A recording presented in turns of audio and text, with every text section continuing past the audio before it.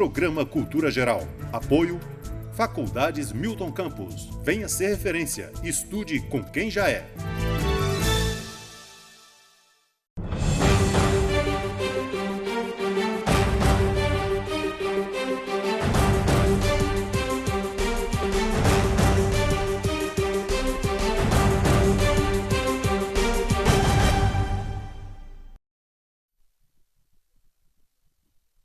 Cultura Geral, e hoje a gente tem que fazer um programa, a ideia foi fazer um programa para falar sobre os 30 anos da Constituição Federal.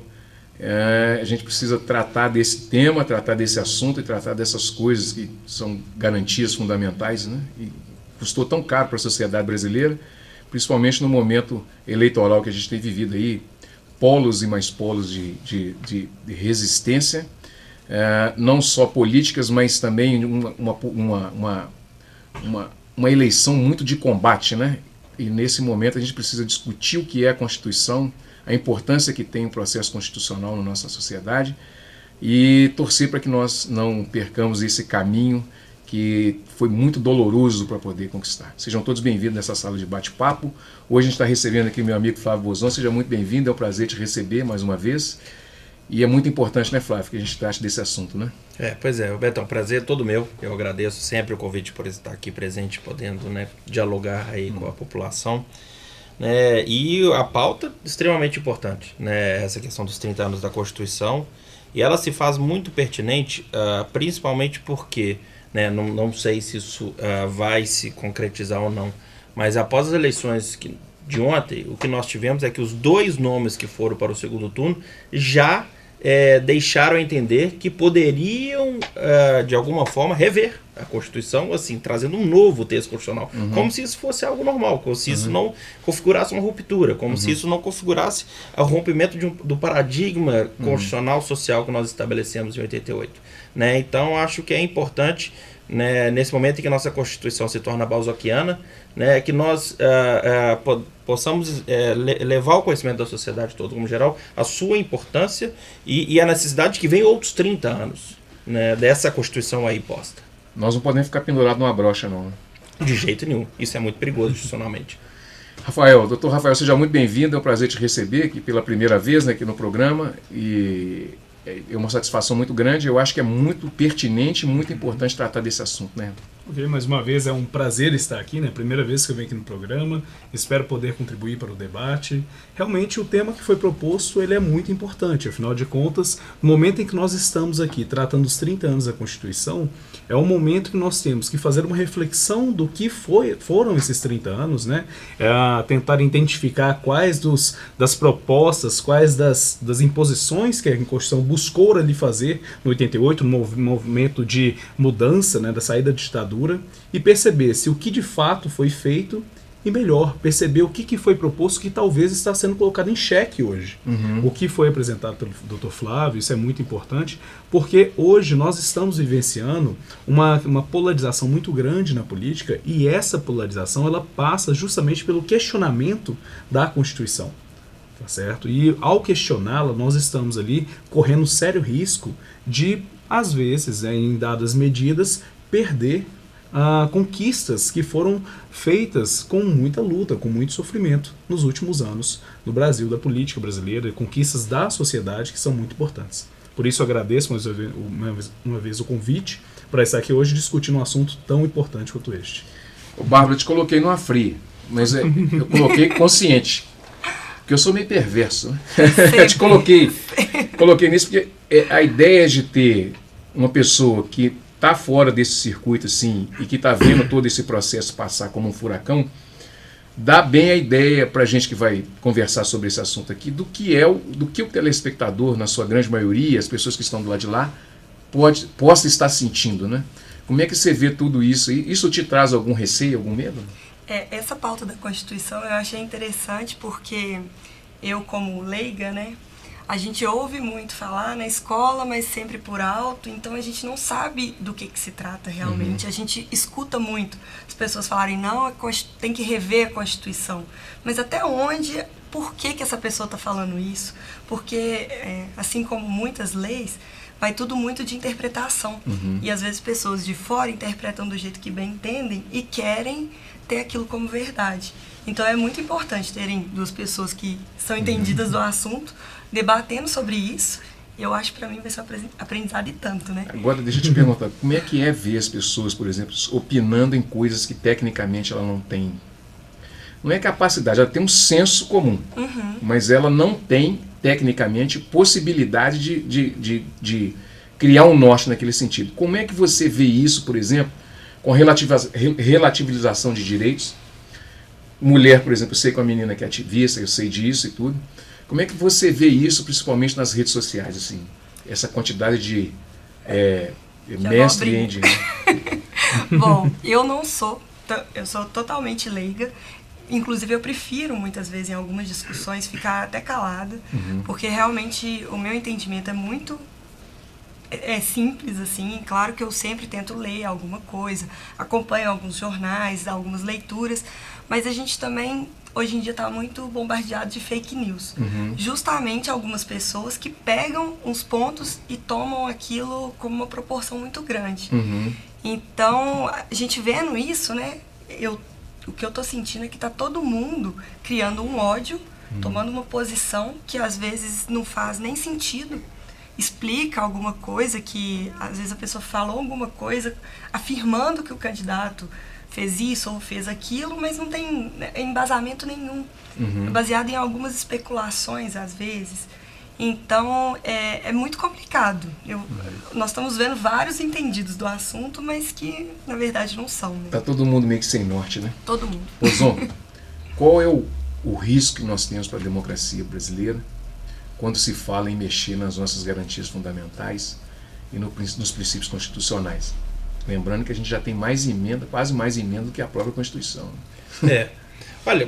Então, o risco que é importante, acho que deixar claro para a população em geral, né, que às vezes não conhece o valor de uma norma fundamental, né, a Constituição ela veio justamente para poder limitar, de alguma forma, o exercício do poder pela maioria. Essa é a garantia que, principalmente, a Constituição nos traz.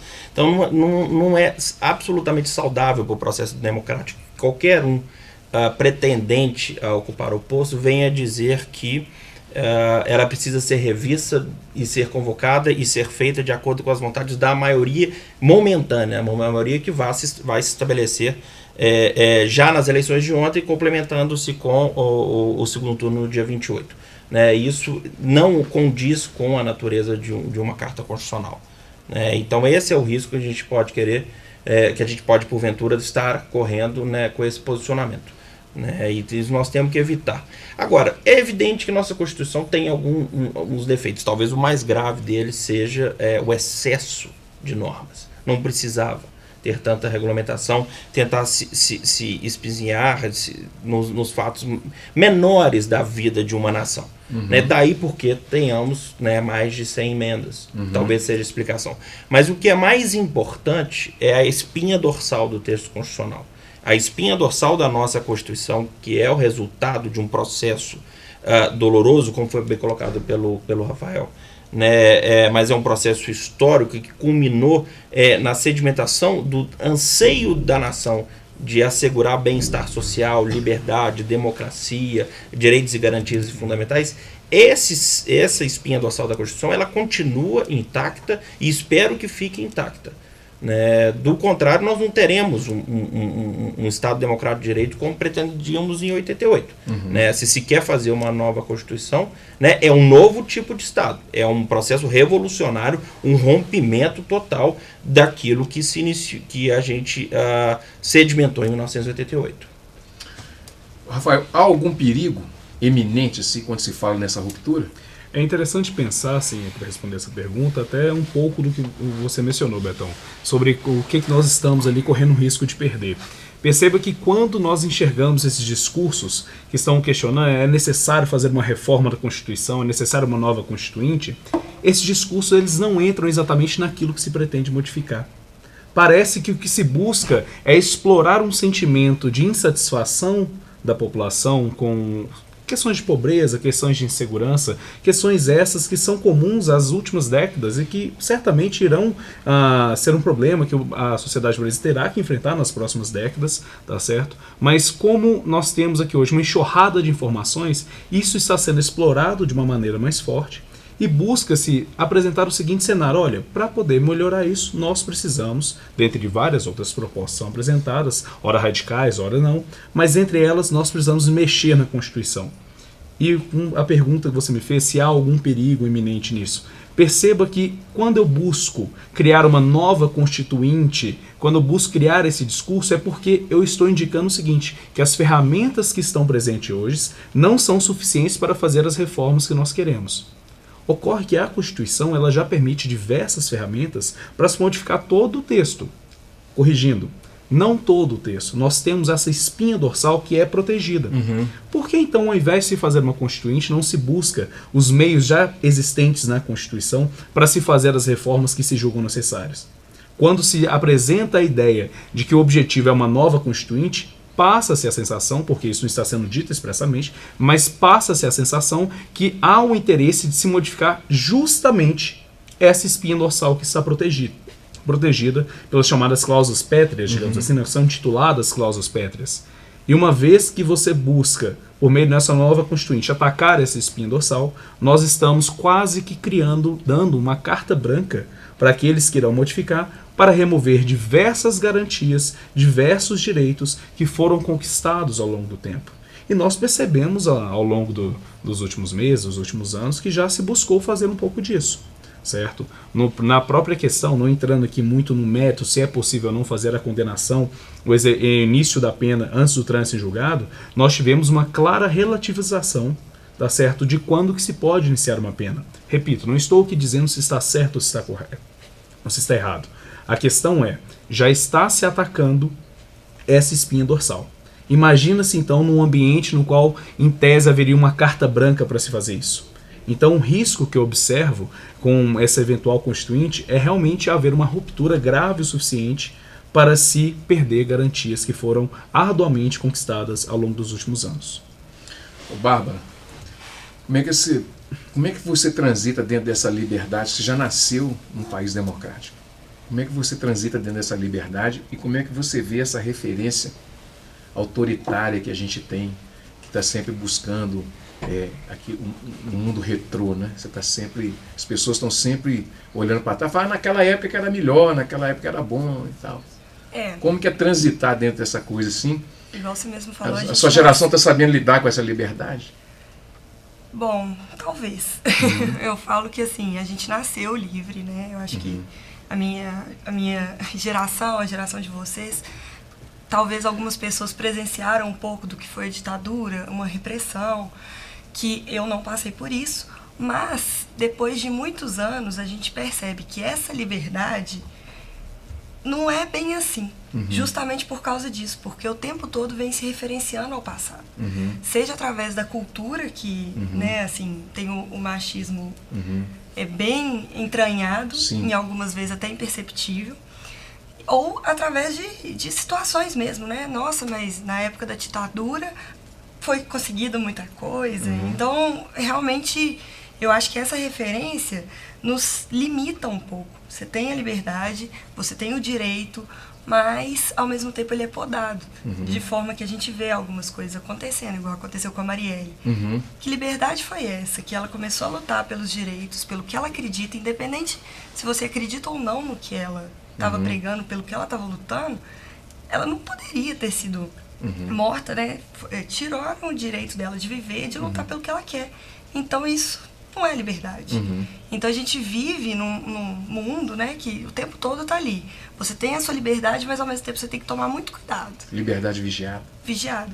Igual muitas vezes também as pessoas até brincam, né?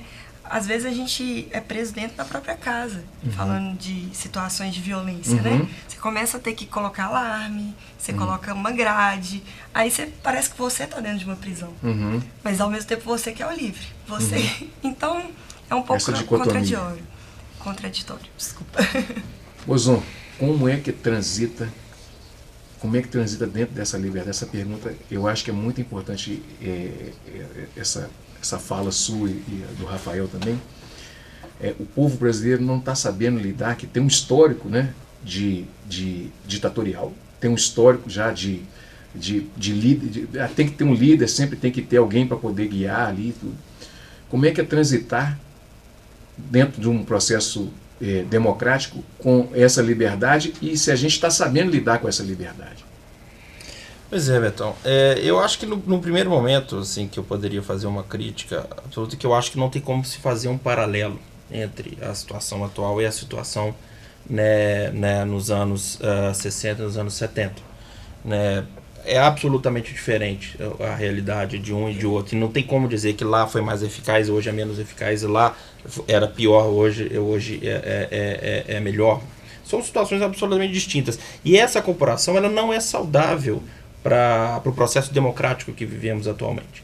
Né? E acho que o que a gente pode dizer é que me parece que é consenso geral que nesses 30 anos de Constituição, as promessas que nós colocamos no preâmbulo do texto constitucional, elas não conseguiram ser cumpridas, todas elas ainda. Esperamos que a gente consiga, porventura, cumprir.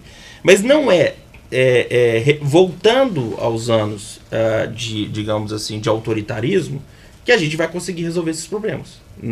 Acho que nós temos que acreditar na liberdade e na democracia como valores fundamentais para que o povo decida os seus destinos. Né? E sem adentrar no mérito de nenhum partido ou outro, se a gente analisar o mapa eleitoral comparando de 2002 com o mapa eleitoral de ontem, houve uma diferença muito grande. O que é isso? É o processo democrático. Em 2002, uma geração que estava aí pretendendo assumir o poder para resolver os problemas da nação, conseguiu convencer boa parte da nação e governou o país por muito tempo. Fez algumas coisas, deixou de fazer outras coisas. E agora a população, então, portanto, ciente desses problemas, resolveu mudar de rumo. Né? Esse é o natural do processo democrático, é por isso que nós temos que lutar pela preservação da liberdade, do processo democrático e dessa Constituição, né, tal como posta. Né? Porque fazer uma Constituição com base na vontade da maioria momentânea, né, nós teremos um risco muito grande para o futuro do nosso país. Né? Porque é muito provável isso vai acontecer. Né? Daqui a 16 anos, nós teremos uma outra geração que vai ter outros anseios. E aí ela vai tentar buscar mudar o caminho da nação por meio do voto, como ao que parece está querendo fazer agora. Como ela vai fazer isso? Se nós não temos um texto constitucional que assegure, né, o exercício do poder pelo povo e para o povo. Se nós teríamos um texto que, porventura, vá voltar a centralizar isso, né, no autoritarismo do Estado. A Constituição veio justamente para nos proteger do Estado. Né, e daí que né, a importância mesmo de continuar lutando, né, pelo respeito à Constituição, à democracia e à liberdade. Inclusive por aqueles que, porventura, estejam caminhando para assumir o poder. Eles têm que manter a luta, né, por isso, porque quando chegar a vez dos filhos deles, os filhos deles vão querer ter a liberdade de escolha. Muito bem, deixa eu fazer um intervalinho, um minutinho, daqui a pouquinho a gente volta com mais Cultura Geral.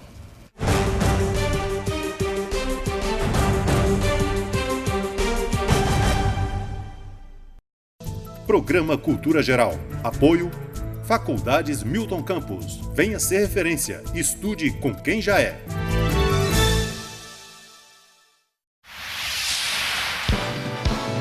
Canal Cidadão. Nova Lima e você. A população está convidada para participar do PlanMob, Plano Municipal de Mobilidade Urbana, e ajudar a decidir as prioridades de investimento em obras e serviços importantes para o futuro de Nova Lima. O objetivo desse estudo é conhecer as necessidades para planejar as intervenções viárias que vão orientar o poder público nos próximos anos. Até 15 de outubro, você poderá votar em 5 das 16 obras que considere mais importantes para a cidade ou sugerir uma outra. Basta acessar www.planmobnovalima.com.br e clicar no ícone Vote. O site reúne todas as informações do plano de mobilidade, com propostas de intervenções no sistema de transporte coletivo, logística urbana, sistema cicloviário e infraestrutura para pedestres. Por ele, é possível acessar um formulário e um mapa com as intervenções viárias propostas para os próximos 10 anos de Nova Lima. A participação da população no planejamento da cidade é um processo democrático que estimula o exercício da cidadania, o compromisso da população com o bem público e a corresponsabilidade entre governo e sociedade sobre a gestão da cidade. Saiba mais sobre as ações da Prefeitura em nosso site www.novalima.mg.gov.br, nas redes sociais Prefeitura de Nova Lima Oficial e no jornal A Cidade.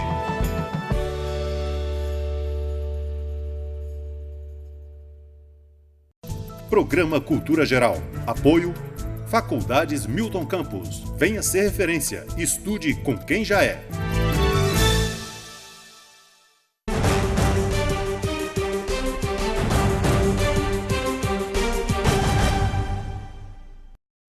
Muito bem, voltando com Cultura Geral, doutor Rafael, deixa eu te perguntar, como é que a gente oxigena esse processo democrático e assegura, pelo menos, a espinha dorsal dessa Constituição? Essa pergunta parece um pouco o que a gente estava falando aqui agora há pouco, no intervalo, né? Eu estava aqui no telefone, eu estava ouvindo o que você estava falando, eu estava aqui só espalhando a foto aqui. Tá certo, mas é justamente como que nós podemos oxigenar isso? Bom, para oxigenar qualquer debate, é necessário você garantir o pluralismo de participantes. Tá certo? Nós precisamos, para oxigenar qualquer debate, trazer pessoas com opiniões de vista diferentes. Pessoas que ora defendem de um lado, ora defendem do outro, mas não tal como está acontecendo hoje. A busca para defesa de pontos de vista não deve ocorrer numa polarização cega, no qual, como se diz, né, eu coloquei paredes nos meus ouvidos e não escuto mais nada.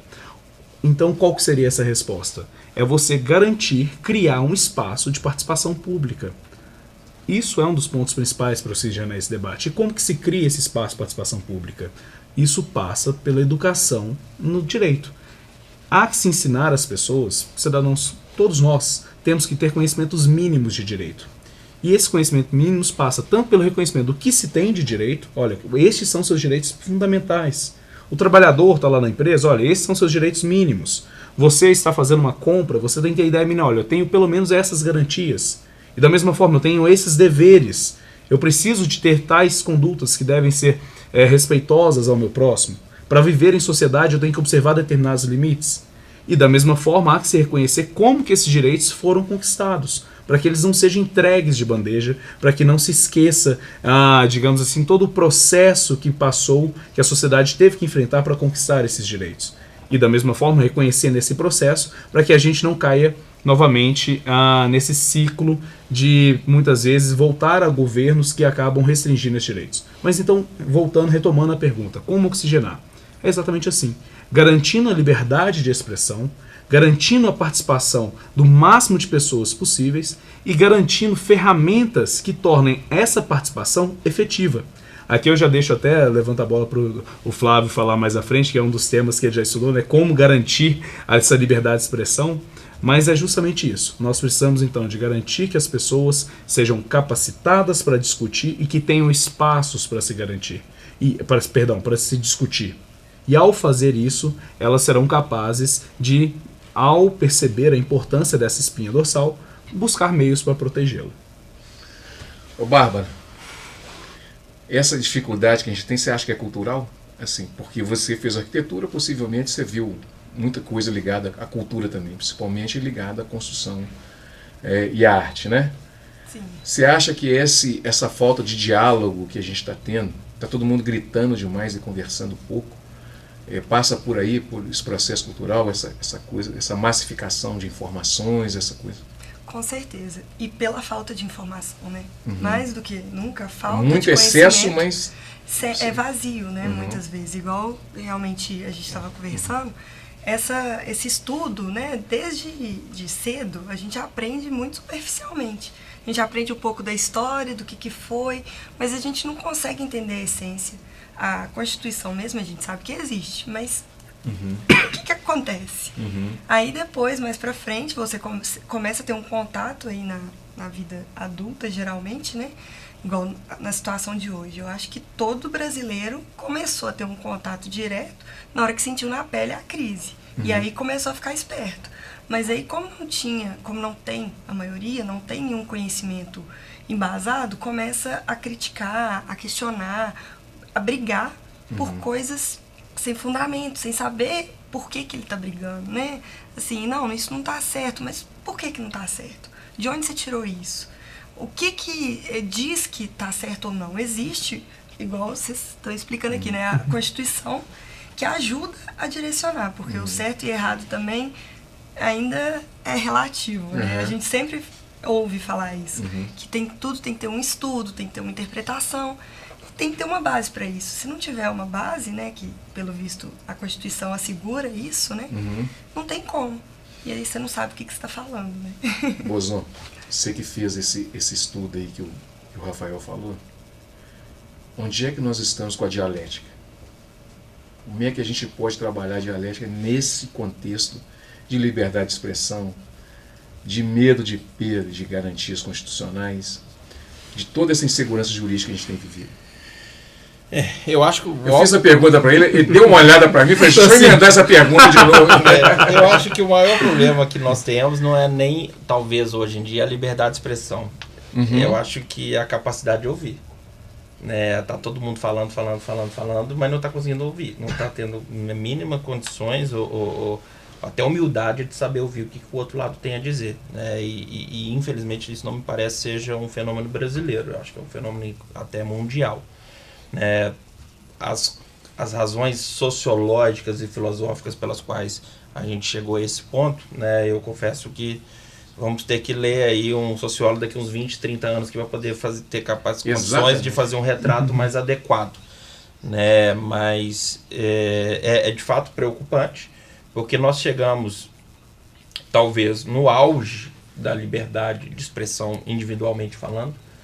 As redes sociais permitiram a cada cidadão ser uma voz, acho que às vezes até a gente resgatou a ideia lá do século XIX, lá na Inglaterra, que existia o banquinho na praça, todo mundo que tinha algo a dizer, ia para a praça, levantava o banquinho e falava. E aí a população era menor e tudo, o pessoal ouvia e aquela informação circulava. Depois disso a informação ficou a informação individualmente falando, a percepção sua, minha, da Bárbara e do Rafael sobre determinado aspecto, aquilo não circulava enquanto informação, e agora isso foi resgatado com as redes sociais. Esse é um aspecto muito positivo, que eu coloco na meu trabalho que foi feito de pesquisa. Eu justamente tinha a minha crítica à limitação da circulação dessa informação, porque aquilo ficava muito na mão, por exemplo, das mídias tradicionais, televisão, rádio e jornal. E aí isso poderia permitir, por exemplo, uma manipulação, alguma coisa nesse sentido, ou até uma restrição da divulgação da informação. As redes sociais romperam essa barreira por completo, e permitiram então que a informação circule livremente, inclusive a opinião que cada um tem acerca do seu mundo em torno. Agora, o que está faltando é que essa informação seja, de alguma forma, digerida por aquele que os ouve, e que ela tenha um mínimo compromisso com a realidade vivenciada. E aí até me perguntam algumas vezes, mas que você está aí aplaudindo essa divulgação de informação e tudo, e as fake news, como resolver? E aí vai minha crítica até à Justiça Eleitoral. A Justiça Eleitoral tem caminhado no sentido de que é possível, de alguma forma, fiscalizar as fake news. Não tem como você fiscalizar. Essa informação circula de uma forma viral que não tem como isso. Então, como resolver isso? Eu acho que só com a educação. A educação do povo, para poder entender a situação e poder, de alguma forma, saber separar o que é verdade e o que é mentira. E isso perpassa, talvez, aquilo que eu disse inicialmente, saber ouvir, saber interpretar. Só dando um claro, adendo, lógico. Eu não sei se vocês assistiram a Fantástico ontem, falou justamente disso. Eu não tenho certeza qual país que é. Eu acho que é a Finlândia, não tenho certeza. Mas eles estão trabalhando isso nas escolas. Eles mostraram essa reportagem. Foi A Finlândia criança, mesmo. Finlândia mesmo, né? Eu assisti a reportagem. Eu achei muito legal. Pode explicar? Eu não assisti, por favor. Pode explicar, por favor. Eles falaram que, na verdade, mostrou que eles ensinam desde criança a elas filtrarem o que elas recebem de informação. verificar a fonte, né? Pesquisar de onde que veio, se tem coerência. Então, e eles fazem várias dinâmicas na escola para instigar os estudantes desde pequeno. Se eu não me engano, a reportagem, as crianças tinham uns 9, 10 anos. 9, 10 anos. Não era? E assim, falando justamente sobre isso. Eu fiquei surpreendida e até muito feliz, né? Porque a gente saber que existe uma forma, que tem um país que já está começando a fazer isso, e mostrou, eu acho que foi uma escola aqui no Brasil que eles estão começando a tentar implementar. Isso, em resumo, o que eles tentaram mostrar é que existem nessas escolas diversas dinâmicas para se poder avaliar se uma determinada notícia é verdadeira ou não. Que é aquela ideia de, você escutou a notícia, primeira coisa que você tem que fazer, pergunta a fonte. Perceba qual que é a fonte daquilo ali. De onde que veio essa notícia? Será que há interesses na pessoa que lhe repassou aquela notícia? Será que há interesse na pessoa que escreveu aquele texto? Interesses que, por vezes, podem conduzir a concluir que aquilo ali é uma fake news? Até umas dinâmicas interessantes que o professor passa 2 notícias e pede para os alunos, vamos discutir pelo título e pelo subtítulo. Qual notícia é verdadeira, qual notícia é falsa? Então, é para tentar perceber elementos no título e no subtítulo para que os alunos possam discutir e chegar a uma conclusão unânime na sala, ou então uma conclusão de uma maioria para falar qual que é verdadeiro e qual que é falsa. Aí o professor discute se eles acertaram ou se erraram e tenta trazer elementos daquele título e daquela notícia que foi veiculada para poder passar, digamos assim, essa instrução, esse escudo para as crianças, logo no mês de 9, 10 anos, para poder fazer essa avaliação. É interessante que, vindo para cá, eu estava mexendo no Instagram, vi uma postagem que eu acho que pega muito isso. É uma postagem sobre filosofia que diz o seguinte, que antigamente dizia-se que paredes tinham ouvidos e por isso era preciso falar baixo. Hoje, ouvidos têm parede e não adianta falar alto. Eu achei uma postagem muito interessante, muito interessante e reflete muito o momento que nós estamos vivendo.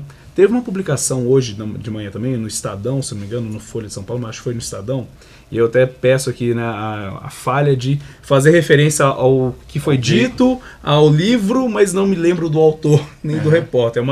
Eventualmente uma edição, até mando qual que é o nome do autor do livro. Mas fazendo um estudo sobre um livro chamado Mente Moralista, que ele tenta fazer essa análise, e como o Bozon mencionou, né, que daqui a uns anos é preciso um sociólogo para fazer essa percepção. Esse livro já começa a arriscar um pouco, que ele faz esse estudo, olha, de fato nós temos essa divisão, né, de direita e esquerda, e como que seria isso? Direita e esquerda é referente à política, é referente à economia, e ele chega à conclusão que hoje, analisando, é um autor americano analisando os Estados Unidos, a Europa, e não chega a pegar o Brasil, mas eu consigo importar bem essa percepção dele para o Brasil, que é trabalho seguinte, que hoje nós temos uma esquerda que tem aquela visão de sem fronteiras. Qual que é essa visão de sem fronteiras? O Estado tentar intervir menos na vida das pessoas. Eu sei que tudo isso há críticas, mas ele tenta tirar um extrato geral, que obviamente não está blindado de falhas, tá? Mas o que ele busca dizer? Que a esquerda seria aquelas pessoas que tentam aceitar o pluralismo com maior facilidade e não há necessidade de se proteger limites de uma nação. Qual que é a ideia? Olha, não precisa me preocupar com o outro, não precisa me preocupar com uma eventual opinião diversa. Repito, não está blindado de falhas. E o posicionamento da direita, em tese, seria aquele posicionamento que, com todos os seus direitos e, obviamente, com suas razões, busca se proteger a tradição, busca se proteger uma história, busca se proteger a nação no qual há limites. E a gente consegue importar isso um pouco para o nosso cenário, que é justamente o discurso que se apresenta como direita, é o discurso de proteção da ordem, da nação, e o discurso de esquerda é de proteção das minorias, proteção de diversos discursos e que não há uma preocupação tanto com a tradição. Mas enfim, superado esse discurso, o que o autor tenta trazer?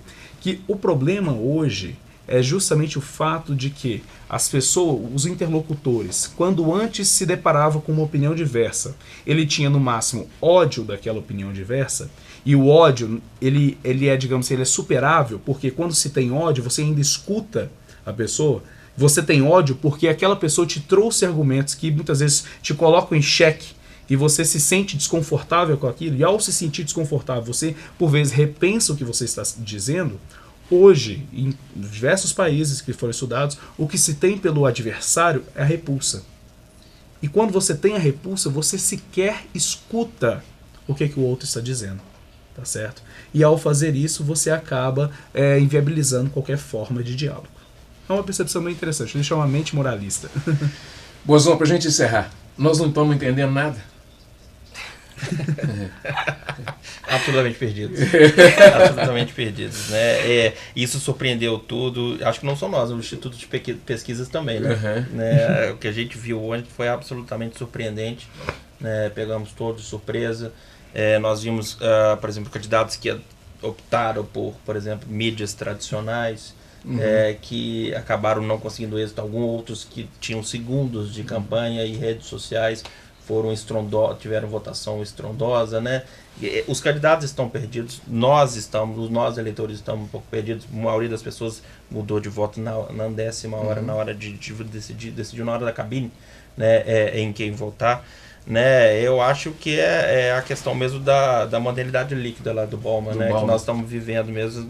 As pessoas acham que é conversa fiada, mas é a pura verdade. É a pura verdade, exatamente.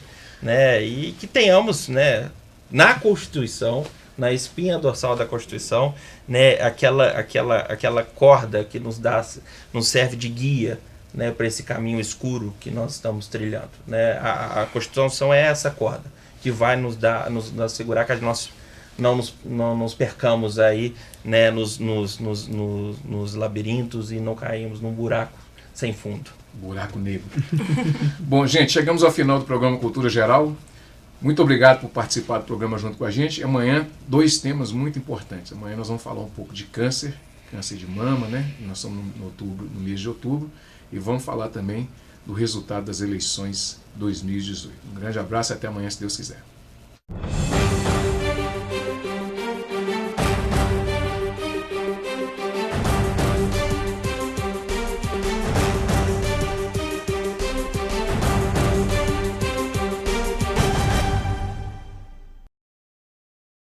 Programa Cultura Geral. Apoio Faculdades Milton Campos. Venha ser referência. Estude com quem já é.